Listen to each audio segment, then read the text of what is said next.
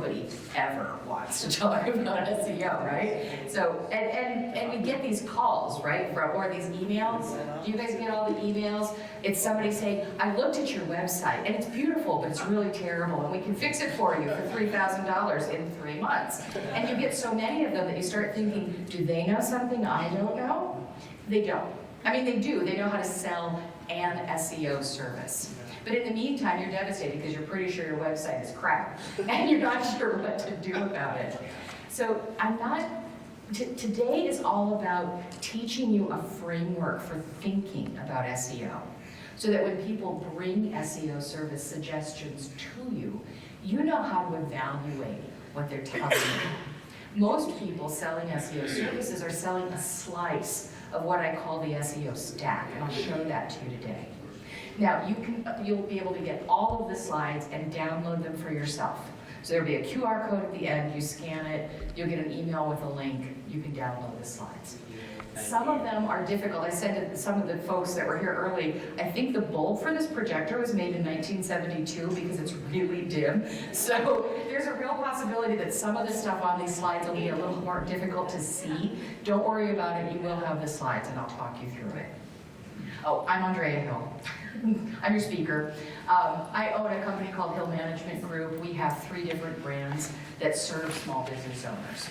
We have a strategy and business development consultancy. That's called Strategy Works. We have Works Marketing. You've probably seen our folks running around here with cameras and video, and we actually do all the marketing for the Garden Center show. So that's our stuff that you're seeing all over in the marketing side. And then we have a business coaching and tools and playbooks for small business owners to help you run your businesses better. So that's what I do. Okay, but right now, SEO. If the forward button will work, which it doesn't want to. There we go. So what is SEO? SEO is, first of all, a set of practices. It is not a single thing. It's a lot of things that all together bring you more traffic to your website. It is both technical and editorial. Some people think SEO is just a technical thing. It's a programmer thing, and you do some coding mumbo jumbo and your SEO works. Other people think SEO is all about search terms. Darn, if I could just own the phrase garden center, right? But it's both. It's both a set of technical things and a set of editorial things. Most small business owners are going to need some help with some of the technical things. So I'm not suggesting that everything I talk to you about today is something that you can just sit down at your computer and do. But I want you to feel confident that when your marketing person, or somebody you've decided to have help you with your SEO, or your nephew that just got done with an IT degree and is ready to help you with SEO, I want you to feel confident that you can at least collaborate with them and manage them because you have enough knowledge to do that. So if you see something that I'm talking about today and you're like, I don't think I could do that, that's okay. What you will do is you will understand it, so when you're talking with someone who can do that, you will have a sense of whether they know what they're talking about, and you'll be able to discuss it with them from a management point of view. That's my whole goal for you today. So SEO is a set of practices that are both technical and editorial to help searchers find your web pages. We want to bring people to your website without you having to pay advertising dollars for every single website visit, because that adds up. And advertising is in the moment. It's immediate gratification. I run an ad, I get a person to look at it, I get them to click, but it's like a date that never turns into anything else. Now, maybe it was only good for one day. They weren't a qualified buyer. You don't really want to keep them at your site. But if you have to chase that date with advertising dollars every time you want to bring them back, that's an expensive date. So SEO is about bringing the right people to your website and showing them things that are of interest to them, helping them qualify whether you're the right person for them, and then helping you capture that information so you can sell to them again without paying advertising dollars to do it. So that's the whole purpose of SEO. Get traffic to your site that's qualified that you can then capitalize on later. SEO is also about making searches more visually appealing, and I'll talk about that a little further down in the session. So that's what SEO is. So why should you care about SEO? Well, you should care because the vast majority of online web traffic is driven not by advertising, but by search. You'll see on that fourth bullet, only 2.8% of the people who see a paid ad actually click on it. So when you're paying for advertising, you're hoping to get 2%. So search can be a really rich way of bringing qualified traffic to your site. People are searching for answers. How many of you pick up Google and search for something at least once a week? Twice a week? Once a day? I can know anything, right? When somebody said something, I don't understand it. I quick look it up. People are looking for answers, and it's very exciting to know that there's all this information available to us. And we were just talking about farming when you guys were coming in. Farming is interesting. Plants are interesting. Being in touch with the land is interesting. Making our homes beautiful, it's interesting. Making our yards a haven for hanging out with family and friends, it's interesting. What you guys do is so deeply, deeply interesting to people who don't do what you do. And SEO can bring those people to you. You have stories to tell. So they're looking for answers, and they're answers that you have. Search engines are just answer machines. That's all they are. And your website has a lot of those answers in it if you do it right, and then that will bring you traffic. You'll get 20 times more traffic potential by maximizing your search performance than you will with what most small businesses can afford to spend on paid advertising. So that's why you should care. These are some terms you probably have heard or you see, and sometimes they get used interchangeably, so I just want to define them very quickly. SERP, SEO, search engine optimization, you guys know that. SERP means search engine results page. So when you go search for something, the page that comes up with all the results, that's a SERP page. When you are going after organic, so non-paid traffic to your website, you want your website to show up in SERP results toward the top of the first page. That's your goal. It's hard to do. But over time, you can actually get there as a small business without spending a bunch of money. It does take time, that's money. It does take attention, but you can actually score high on the SERP pages if you hang in there and do it right. Now, a SERP page will display both free and paid results. So, and I apologize, this bulb was driving me crazy. So, you probably can't see it very clearly, but here it says ad. Yeah. So, if somebody's paid for that result, then it's going to say ad in front of it. If it doesn't say ad in front of it, that's an organic result. What we know, what Google knows, is that people don't click on the ads. A very small percentage of them, 2.8%. Because people know it's an ad. They want to see something authentic. They want to see something that they weren't getting coerced into looking at. So people skip the ads. And now, so first Google tried to battle it by putting the ads at the bottom too, right? First it was just the 3 at the top. Then it was the 3 at the bottom. We had the little organic sandwich in the middle. But people still go to the organic search results. So don't sweat those ads, because people are just quickly skipping them. And that hasn't changed in several years. And I mean, several years in internet marketing is a lifetime, so we're pretty sure that consumers aren't thrilled with the ad piece. SEM is search engine marketing. That is paying to have your website or your links show up on a page. So that's the ad in front of the link result. So today we are talking about SEO, search engine optimization, as it relates to SERP, search engine results pages. We are not talking about paid ads today. Check out the search engine market share. Google is now 91.9% of search. And the second most, does anyone know who the second most popular search engine is after Google? YouTube. It's actually YouTube. Oh, wow. People search on YouTube all the time. So it's taken on a search engine status. Of course, Google owns YouTube. So when we talk about SEO, what we want to know is what does Google want? If you can put out onto the internet what Google wants, Google will send search results to your pages. Google wants to be the best search engine in the world. They want to be the search engine that everybody goes to first. And to do that, they have to deliver for their customers. Their customers are the searchers in that case. So they want to give fast, accurate, and useful links for the questions that people ask. So everything that you put on your website, if you're thinking, can somebody find this quickly? Is it accurate? Is it useful? Google likes that. Now there's some things you have to do to make Google see that your website is making things fast, accurate, and useful, and we'll talk about that. But that's what Google wants, and because Google is 92% of search, we always pay attention to how Google handles search. We don't worry about the rest of the search engines. Honestly, the rest of the search engines are just trying to emulate what Google's doing anyway. Except for DuckDuckGo, because they are trying to keep privacy foremost, but they just don't have enough market share to optimize your website to.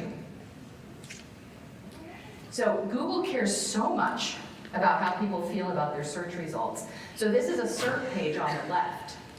And then you'll often see that little feedback button. And Google is asking the searcher what they think about those links. That's how much Google cares about how good your links are. And if they consistently see a couple of things, if they see that people click on a link, your link, go to your website, and stay there, they're like, that website gave some good information because that person didn't bounce right back to search and try again.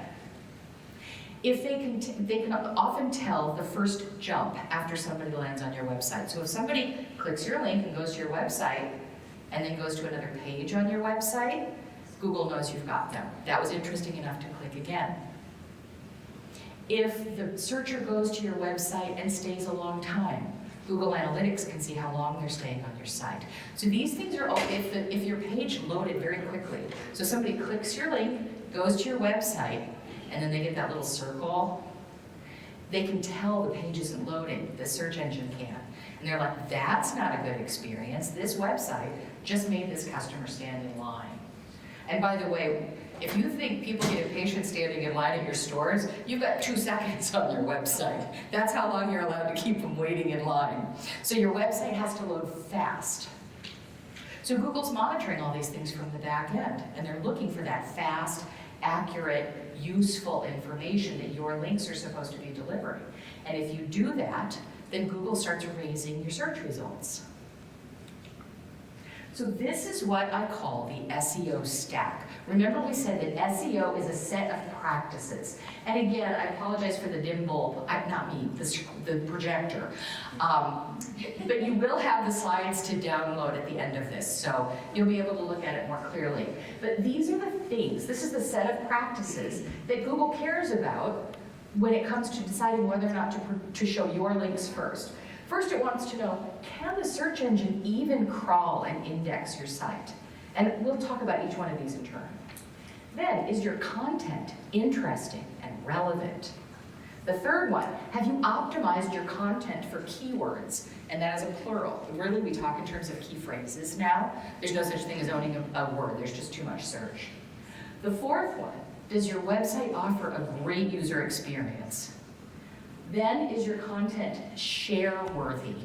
If people share content from your site, Google records that, and they say that's not only good enough for the person who went there, it was good enough for them to share with their friends. So is the content share-worthy? Have you optimized the title, the search link, the URL address at the very top, and the description underneath it? And I'll show you what it looks like when it's good and what it looks like when it's not so good. And then finally, are you using data structure and schema markups? That's the technical stuff. I'll explain what it is, but we're not going to get into how to do it. Though some websites do it better than others, and some do it natively. There's a hierarchy to this. These first three, you literally cannot rank in search engine results without the first three things on this pyramid.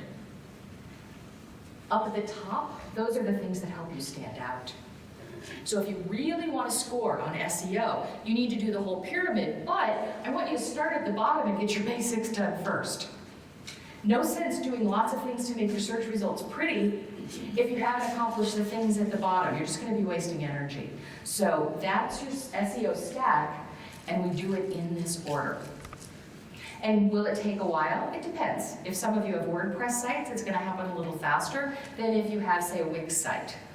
But the time's going to go by either way, right? So we're just going to start at the bottom, and we're going to work our way up, and you'll find that your results get better over time. So that's the SEO stack. So this first one, let's talk about what it means to be indexable. So what happens in SEO is that the search engine sends out data robots to crawl sites. And there's just millions of them a day, probably billions at this point, are going out and visiting all the pages on the internet and then crawling through those pages looking for links. And as it finds the links that are inside your pages, it creates indexes of the links. So when a robot goes to your site, it says, here's a site. Okay, here's all its pages. Here's all the info that's on the pages. Here are the links attached to the pages, and it starts creating a hierarchy or a schema of what's on your website. That's what the robots are doing. And what they want to know is, if I can't crawl this thing, if it is a hot mess, I've got another slide that will show you that in a minute, how's anybody going to navigate this website? Because robots like logic and order, and so do searchers. So even if you have the most creative website on earth visually, it needs to be structured very thoughtfully. Your menus have to be clear. Your pages have to have meaningful page names. We do a lot of work in one of our industry verticals for designers, and they always want to have the most creative website that was ever made. And we're always telling them, let's make a really creative visually website, but let's not be creative with organization. Organization needs to follow certain patterns. So that's what happens is indexable is, can this robot go to your site, crawl through all your pages, and make sense of it? Have you ever taken a book and opened it up to read like just the chapter guide to see if that book applied to you? A great book will actually show you just from the table of contents, oh, it's going to cover this and this and this and this and this, and therefore it applies to me. I'm going to buy this book. That's what the search engines are trying to do with your website. They're trying to see, can I make a table of contents for the front and an index for the back? Does this tell a coherent story? If your website tells a coherent story from the table of contents and the index, then it's like, I think I can offer this up to people as a possible answer to their question. So that's what indexable is about. So how can you be indexable? Well, you need to have a well-organized site. Now that means you could think of 72 different ways to say, here's our about section. But really, you can say about and not lose anybody's respect. People go, when you go to the grocery store, don't you expect it to be laid out a certain way? And some grocery stores, the new Sendix near us has carpeting. I think that's kind of fun. So some grocery stores do some things differently. I know I wouldn't want to clean that store. But you can do some things that are interesting, but the organization needs to be familiar enough to people to use it. So I encourage you to use main menus that are very logical and organized. Footer menus that are very logical and organized. Because people come to your site and they want to know quickly how to find things. If they don't know how to find the information they're looking for, they leave. So it has to be well organized. This next one's really important, up-to-date website technology. So I just said a few minutes ago that a few years in online business is a lifetime, right? The technology keeps changing. And consumer expectations are changing with that technology. So you have to be on the latest version of website technology if you're going to keep up with the changes in SEO, the changes in SERP, and the things that consumers are experiencing on other people's websites that they think your website should be able to do as well. If you're using a website builder like a Shopify or a Wix or a Weebly or any of those, they're keeping up with the times and they're doing the updates in the background. Every website has its pros and cons. None of these are perfect. If you're using a WordPress site, keep it updated. If you're using a Joomla site or a Drupal site or a Magento site, keep it updated. On all the sites I just named, the WordPress, Joomla, Drupal, Magento, those updates are free. That's open source technology. If you're paying for Wix, Weebly, Shopify, Square, the updates are part of your plan. So what shouldn't you have? A custom website. If you just love HTML, and I encounter people like this all the time, they enjoy their computers, they wrote an HTML website, it's an act of creativity. Please save that for something else, not your business website. Because unless you plan to be updating your website every day, like these website softwares are that I just named, you're never going to be able to keep up with the technology. So the one thing I discourage is custom websites. In my company, we won't even build them for people anymore because it doesn't, could we make a lot of money? Sure, but I wouldn't feel good about it. Custom websites are the highest cost of ownership for a business owner. You either lose value in your website because you're not keeping up with the changes, or you're spending all your time being what? A website developer instead of running your business. So that's the one area that I strongly discourage you from doing unless you have a built-in web development team that you're comfortable paying that much money to. How else to be indexable? Alt text for photographs.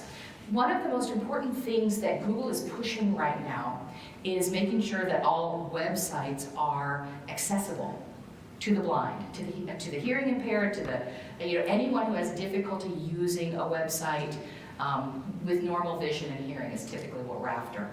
And also some for mobility impairment as well. So there's all these different things that are happening at the back end of your website where somebody who has some kind of a disability can actually use your website. Well, for pictures, that means you have to have a description. And I don't mean picture of a guy in a chair. Because who wants to see that picture, right? No, it's picture of a man in a white and gray shirt with a badge hanging on the front and blue jeans, and he has brown hair and brown eyes. I mean, you can really write a story in some of these pictures. And believe it or not, if you describe your pictures well, you'll start showing up in Google image search, and people will start coming to your website. Now, how much time do you spend on all of that, right? Well, if you want to bring people to your store for your houseplants or your Christmas ornaments, you're going to put a whole lot more energy describing the pictures of those things than of the pictures of a person standing in your store, because that's not what you're selling. But you might want to put a lot of effort into describing your team photo. So you want people who are who are searching for things to actually find your pictures as well as your text. And the only way that a search engine can find your pictures is with the description. Google wants your website to be accessible, and they will not advance your search results if you don't describe your pictures for people who cannot see them for themselves. So that's what that alt text field is about. And sometimes it says picture description, sometimes it says alt text. Different systems call it different things, but always describe your pictures. A little bit for the things that are not strategic to you, and a lot for the things that are. If somebody really wants that particular plant, and they find that picture, you want to know that you can bring them through a click back to your store to buy it.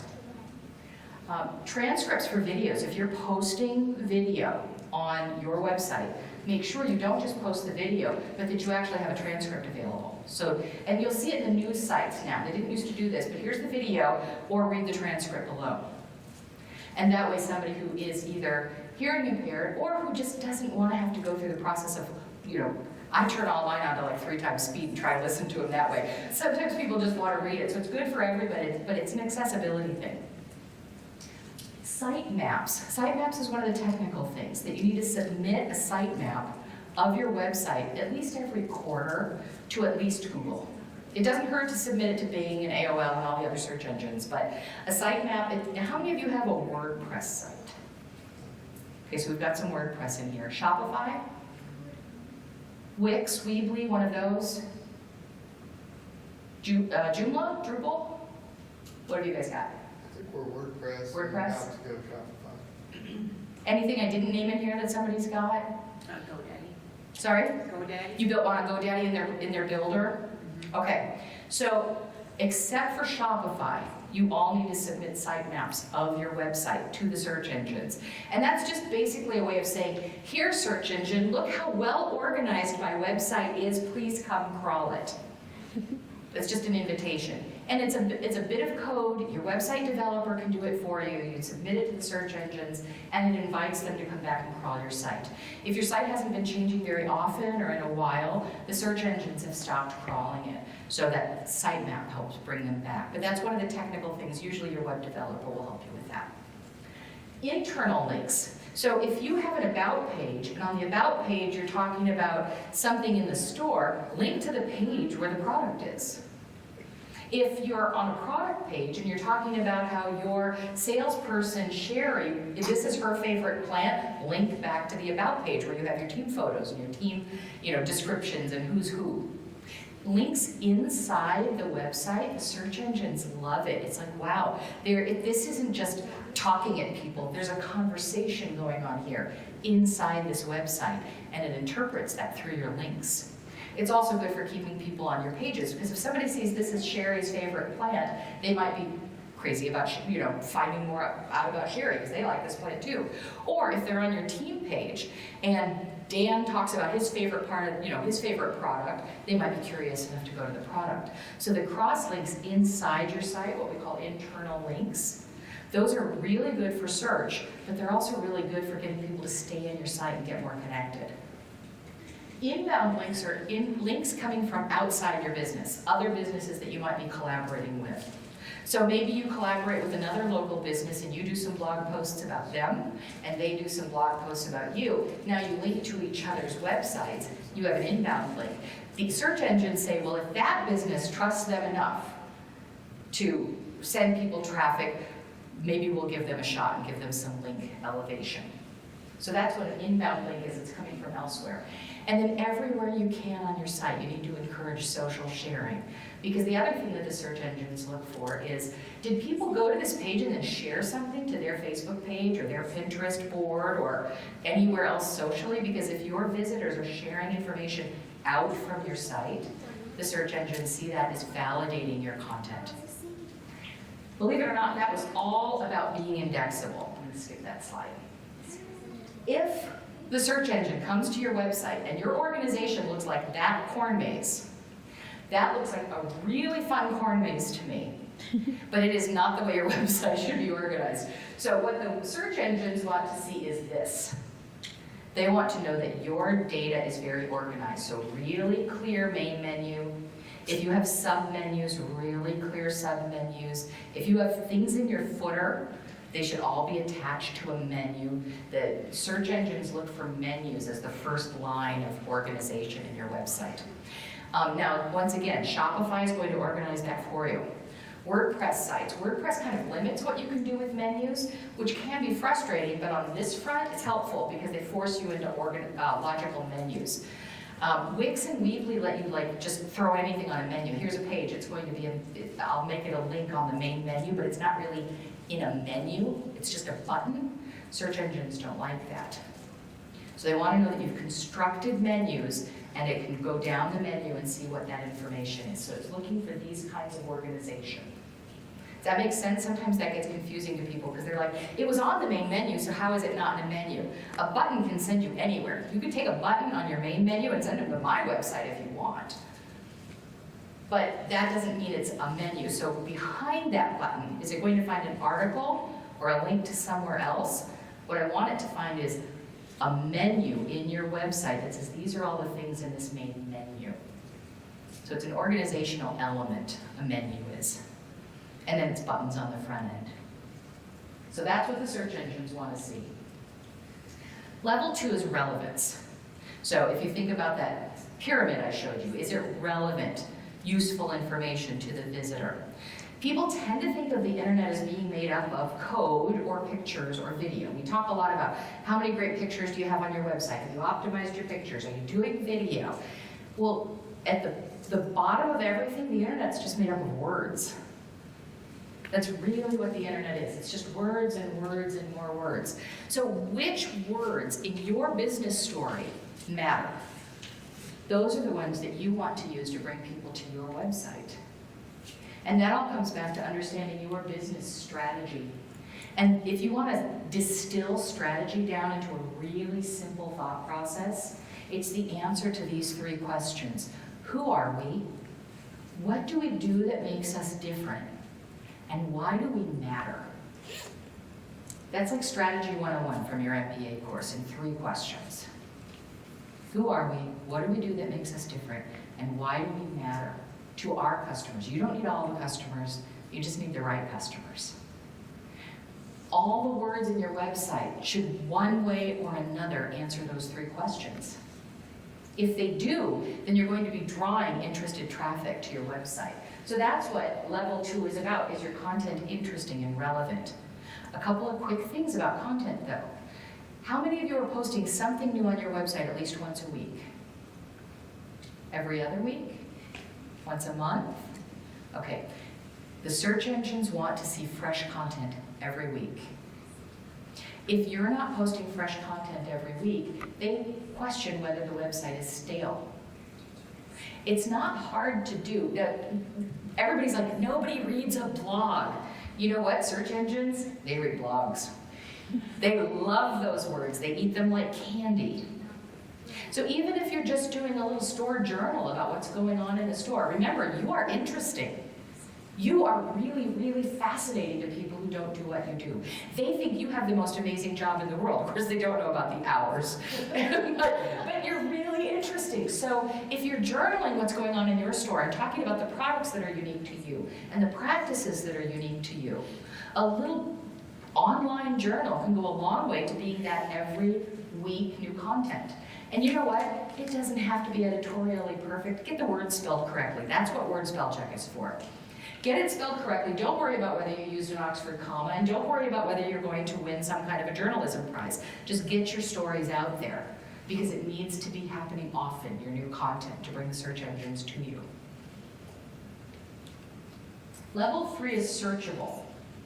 I kind of work like this with some of my grandkids every once in a while. You can't do a darn thing on a keyboard like that, right? That's how a lot of search engines feel, or that's how search engines feel about a lot of websites. It's like, I can't find anything on here. It's just, there aren't enough words, there are no words behind the picture, there's no menu organization, and they push it to the side and they give somebody else's link as a recommendation, even if you were the best person for that searcher. So your website needs to be searchable.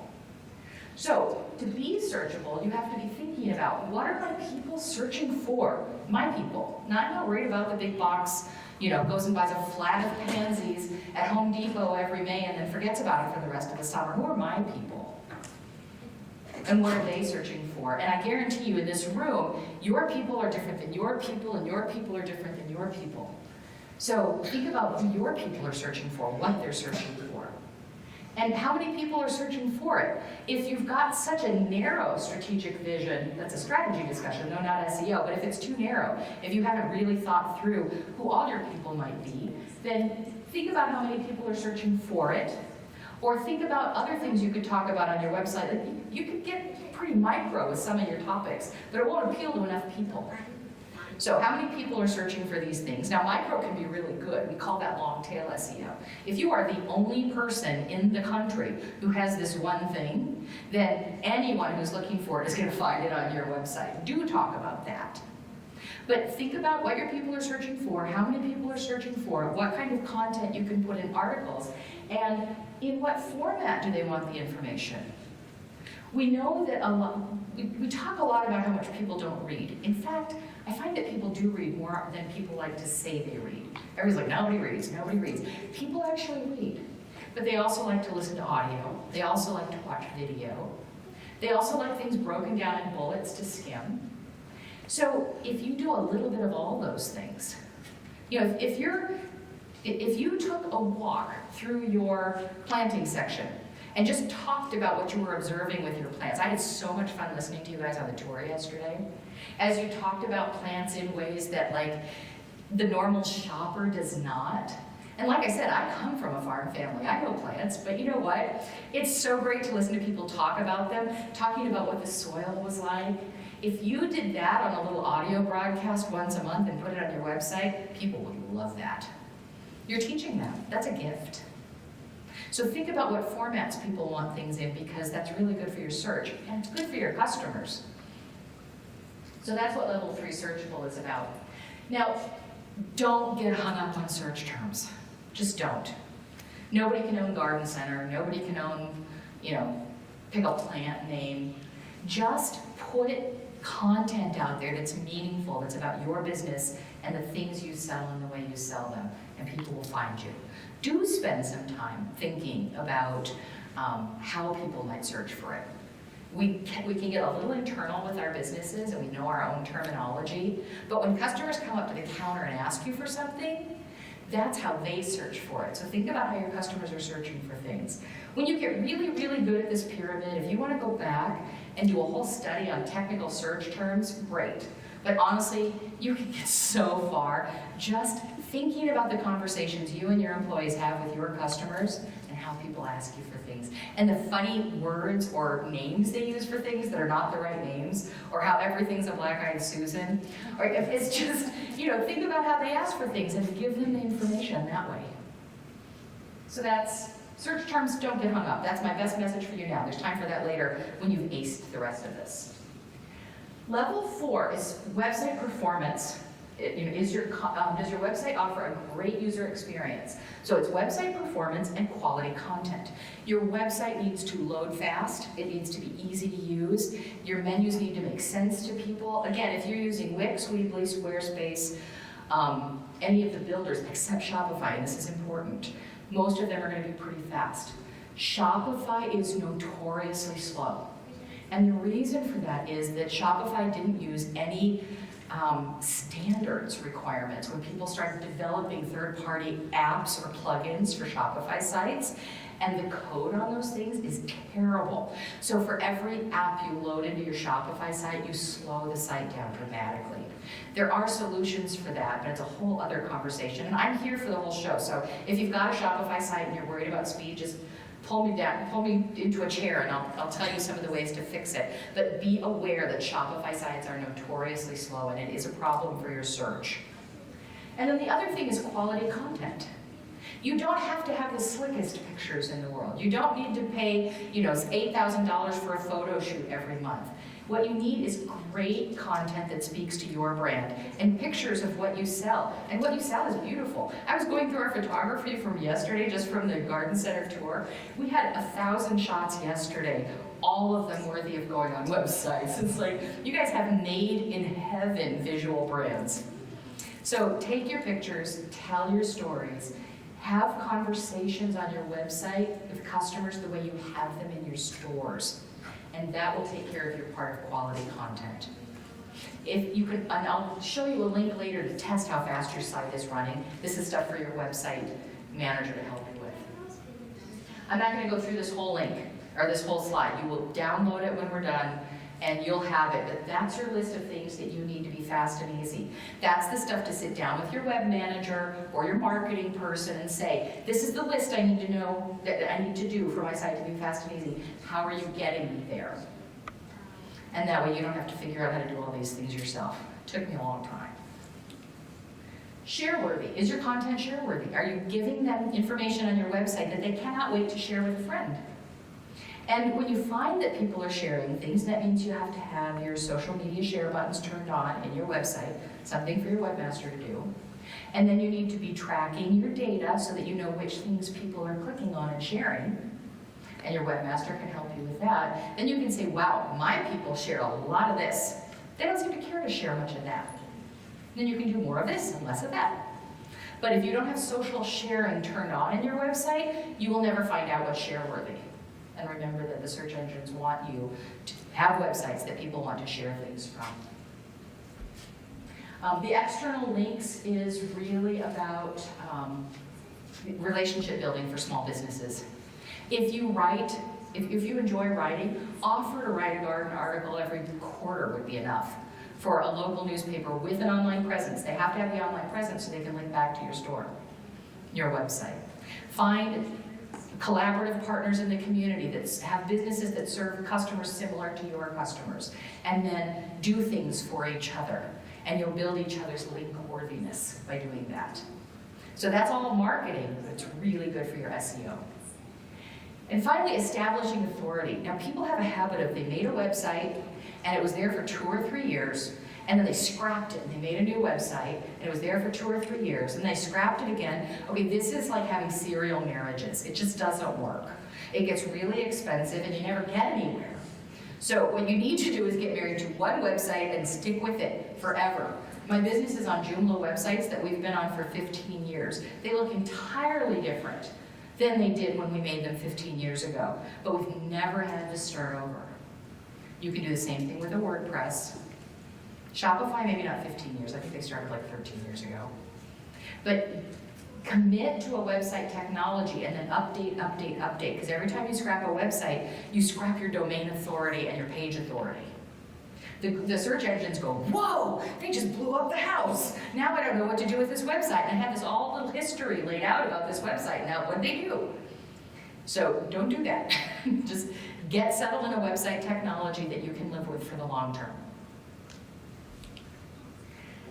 Authority is about, so we were talking about internal link building and external links, but then establishing authority. The other thing about authority, not just having a domain and page information that's been stable, but also, is your information showing you as an expert? Is your information authoritative? Is it trustworthy? Google has all kinds of algorithms that track whether you get repeat business, how much repeat business you get. You don't want all repeat business because you need new customers coming in, right? But if your repeat visits to your site are south of 20%, then Google says, well, people go once, but they never go back. So you want about 35 to 40% repeat business. And then you want 35 to 40% organic traffic, new traffic coming in. And then you want the balance to be from social media and referrals and things like that. So Google's watching. So make a site that people want to come back to. And again, that's your stories. How to get links? Well, I'm not going to dig into this because I don't think we're going to have time to go through all of it. But you can, this is external links. This is kind of what I was talking about before with collaboration. So you can create an extra website. Some people have multiple businesses. If you have multiple businesses, find ways to link to each other's websites. So sometimes you do this internally. Or you can create a website that just has promotional landing pages and then always link back to your main website. So you can create your external links. You can earn links from other people by writing articles for them or by having so much great content that people just automatically link to you. Because you'll find people will link to your website if you're authoritative and interesting. Because they have a customer who's interested in what you have to sell and you don't compete with them. You can ask them for links. Feel free to ask somebody for a link. Tell them you'll link back. You can trade for links. So these are all ways to get external links. Is your site readable? Now, again, I'm not talking about, are you going to win a literary prize? This is not necessary. Instead, and this is where our really dim bulb is going to drive me crazy because it's hard to see. Okay, so you want a link that does what this link at the bottom does. So when your link comes up, is it a weird long URL that's like, mygardencenter.com/!23579/welcome/hello? Nobody wants to see that. Okay, that's like showing somebody your messy tool drawer. They want to see something like at the bottom, jpkplumbing.com. It's really clear who I can go back to for that. See, the top one, they didn't even bother to put a title on that piece of data. There was no title on the article. Whereas at the bottom, it's plumbing repairs and wear. And then at the bottom, there's a really nice paragraph. JPK Plumbing in Galesville, Wisconsin provides efficient and affordable plumbing services. Call us at phone number to get more information. That's a sales pitch and a link. How you structure your links is really important. Your marketing person or web provider or SEO advisor, if they don't know how to do that, they're not the right advisor. Because any of us working in SEO know how to make your website do that, no matter which website you're on. Okay, so just say, how are you going to give me nice clean links that do this? And you'll have the slide. You can show them the page. I don't want the frowny face at the top. I want the smiley face at the bottom. Know that this is doable and ask for it. Readability guidelines. You'll have this in your download. Basically, titles should be 50 to 60 characters. Description should be between 120 and 150 characters. And your URL link should be as short as you can make it while still clear. You don't want to send everyone to your homepage. Sometimes you want to send people to a specific product page, but they should be specific and compelling and include a word or phrase that is relevant to what you're trying to get people to link to. And think about it, when your website is filled with dozens and even hundreds of these links, then you've got traffic coming in from everywhere all the time for all these different things you sell. So that's what readability means in SEO parlance. And is it pretty? And this is all technical. It's about making sure that your SEO, your web developer or web advisor, now again, if it's Shopify, Wix, Weebly, except for menus, you have to be careful with those builders and the menus. Shopify's menus are good. You need to make sure that the data is structured properly. WordPress does a good job out of the box for the blog section, but as soon as you start adding pages, all bets are off. So it structures blog content really well, because that's WordPress's superpower. But if you add other pages, you have to take care with this. So again, you're going to tell your web developer, have you paid attention to schema markups? And can you explain it to me? And if they cannot, then they have not. Because they should be able to take your data for your website and put it in front of you and say, this is how we handled your schema markups for the search engines. But again, that's also number 7. Think of all the achievable 1, 2, 3, 4, and 5, and 6 things that you've got to work on already. If you do those things, some of the things in number 7 get solved along the way. So I don't want you to get hung up on the technical aspect of that. Just know that it is part of the stack. See, this is structured data. Now, these are SEM results. So you see their ads at the top. But here's one link. So it's care.com, find the perfect nanny, with a great URL and a great paragraph. But then, if you don't want to go to the main link, you can find a job as a nanny, you can post a job as a nanny, you can handle nanny tax issues, or you can apply for a care job. That's a structured link. You can do that on any of your websites. And searchers love that, because now they can really drill in and see everything that your website has to offer. You could have your product categories there, you could have your departments there. So that's what you're shooting for over time. That's also structured data. See where it says how much at the top people ask. And that little caret on the right, you click that and it gives you more answers. You want Google to want to show your data for those answers. So when you do the SEO stack, the way I've described it, they'll start taking your links and putting them in those little drop downs. You don't even have to do that part, they do it for you, because you've earned their trust. And you don't have to be a corporation with a lot of money to compete in this way. This is something that small businesses can do competitively and do very, very well without having to compete for pay per clicks or spend $20,000 a month in advertising. And for mid-sized businesses, not even large business, but the mid-sized range of business, they're spending an average of $20,000 to $30,000 a month on paid ads. So you need a way to compete that isn't that. It's this. It's doing your SEO well. So that's your SEO stack. And I hope I've given you enough kernels throughout that stack so that you can start working on some things right away and you feel more capable of discussing your SEO needs with your marketing advisors as well. You can go to Google PageSpeed Insights, and that's the URL, pagespeed.web.dev, right here. And for free, you can put in your domain name. And it will run a report of your website and its performance. And you see those little carrots on the right? Every one of those you can drop down. It will tell you everything that needs to be fixed. So anytime I said anything in this conversation, like there were things I said today and you're like, I can do that, I can do that, I can do that. And then there were things I said today where you're like, I don't even know what that word meant, right? That's that. You hand that to your web developer. And just like you wouldn't hire somebody who knew nothing about plants to manage your horticultural education or manage your plant buying, it's important that you have the right experts advising you on your market. So run that report for yourself, print it out, hand it to your web developer. Can you go back and show us that again? Yep, pagespeed.web.dev. And we'll get that. You can get that, yeah. There's at the very end, Oh, this is just about the fact that paid ad costs are even going up. I've talked a lot about how expensive paid ads are, though, so I don't need to dig into that with you today.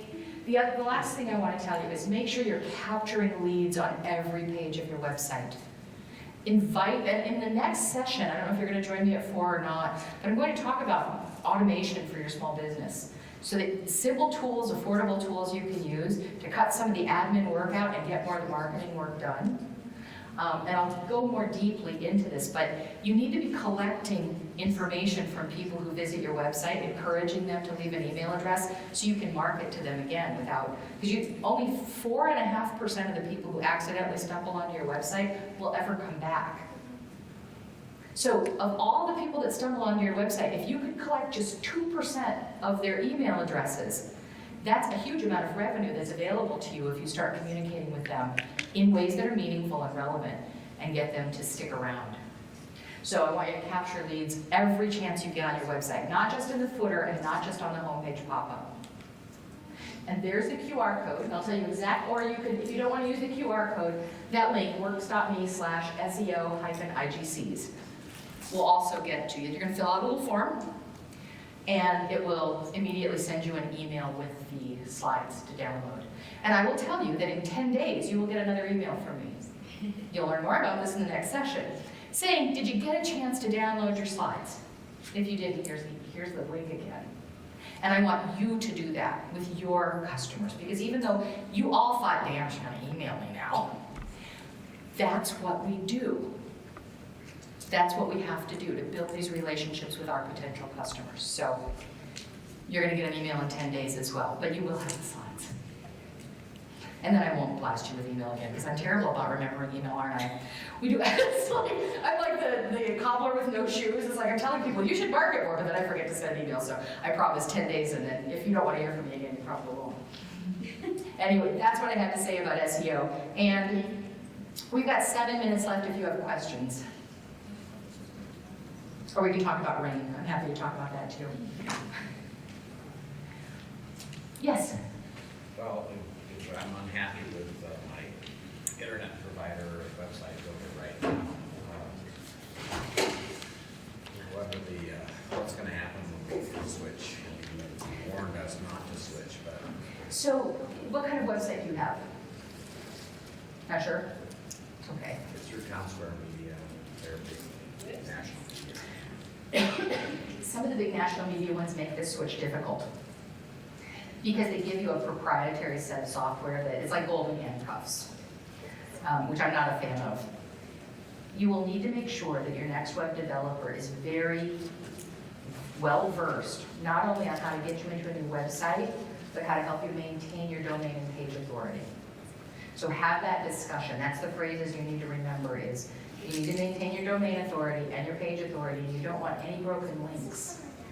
And that developer has to not only get you in a new website, but also make sure that every link from the current website has a link to the new link in the new website. The technical term is a 301 redirect table. But if you say to any qualified web developer, what are you going to do to help me maintain my page authority? And they can't answer that question, interview the next one. Other questions? Yes? Do you have any tips for the Shopify site making it run faster, smoother? The first tip is use as few extensions as you possibly can. Okay. Most people have a lot of extensions loaded in there. They thought they'd play with one, and they played with this one, and then they were like, Delete and those out of just there. delete them out of there. Okay. And if you're not getting value from, or if you're getting minimal value, then weigh the value you're getting from the extension with the cost that it's costing you and slowing your site down. Shopify is trying to work on this, but I think it's a 2-year problem for them before their customers start seeing good solutions. So another thing that we often do for people who have a really well-developed Shopify site, and they don't want to abandon Shopify because the e-commerce, remember, every software has its superpower. So Shopify's superpower is e-com. Not only is it great for listing products, but it's great for selling them on Facebook's marketplace and Instagram's marketplace, and like they make that part so easy. But then everything else you want to do slows the site down, and it gets expensive too. Their extensions really add up. So what you can do is you can wrap a WordPress or a Joomla site, which is open source, so the software's free, around your or Shopify site. Shopify is your e-commerce, and then WordPress or Joomla do everything else. And then it's fast, fast, fast, and you're not paying for all those extensions. And any good WordPress or Joomla developer will be able to tell you, yeah, we could, don't let them talk you into scrapping your Shopify if the e-com part is working.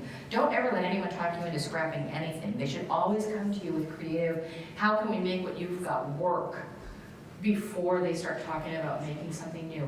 Trust me, making something new is easy. It's profitable for the web developer, but it's not best for you. So find people who are willing to do the work. Okay. You said WordPress, and what was the other one? Joomla is another one that you can wrap around a Shopify site. Thanks. Other questions? Did you get at least a few tips out of this that you could really work with? Yes. Yay, I win. Okay. That's what I want. All right, cool. Well, like I said, I'm around the show. I'm probably going to be running around with a camera and sweating, but pull me aside. I'm happy to sit down and talk about this. All right, thank you.